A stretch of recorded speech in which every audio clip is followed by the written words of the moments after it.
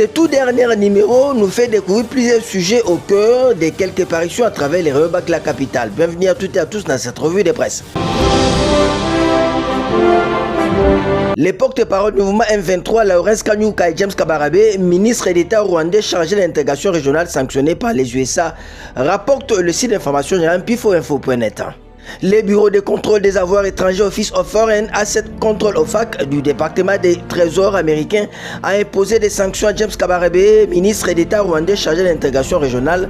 Monsieur Kabarebe est au cœur du soutien du Rwanda au mois du 23 mars M23, un groupe armé désigné par les États-Unis et les Nations Unies ONU qui a rapidement étendu son contrôle territorial dans l'est de la République du Congo et est responsable des violations des droits de l'homme. L'OFAC sanctionne également Lawrence Kanyuka Kingston Kanyuka, un membre éminent et porte-parole du M23 et de la Congo River Alliance, ainsi que deux des sociétés de Kanyuka enregistrées au Royaume-Uni et en France.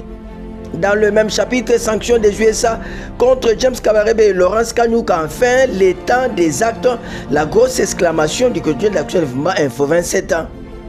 Pour notre confrère, les condamnations diplomatiques, aussi justifiées soient-elles, finissent par lasser lorsque l'inaction les rend complices. Depuis des décennies, la République du Congo alerte sur la prédation systématique de ses ressources naturelles et les massacres perpétrés par des groupes armés téléguidés depuis Kigali. Pendant trop longtemps, le monde, afin d'ignorer l'évidence, s'est réfugiant dans des euphémismes diplomatiques qui servaient davantage à masquer la réalité qu'à la changer.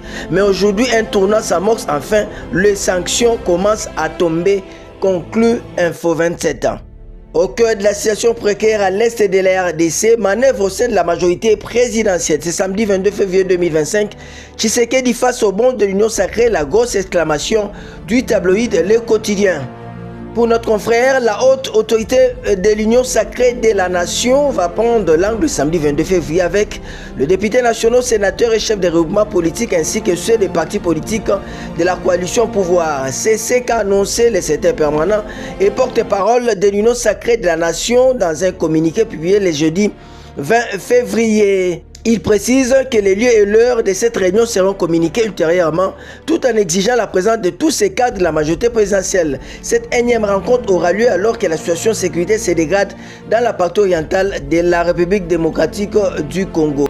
On va terminer par cette très bonne nouvelle en RDC, un affolant rapport d'enquête de l'IGF sur la fraude et l'évasion fiscale transmis à la Direction générale des impôts. 12 000 entreprises dissimulées au fisc démasqué, titre les tri hebdomadaire d'information générale au cœur de l'Afrique, Africa News.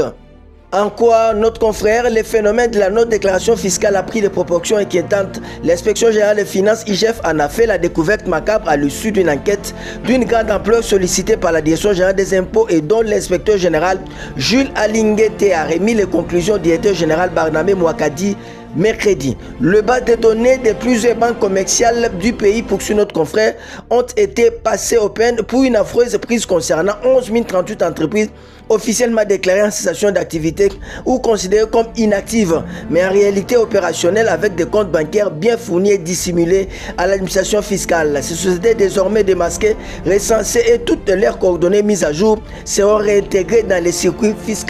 Ça n'est donc fini pour cette revue de presse. Au revoir. Et à la semaine prochaine, tous derrière nos phares d'essai, la patrouille, la mort, Bende le Kouyati.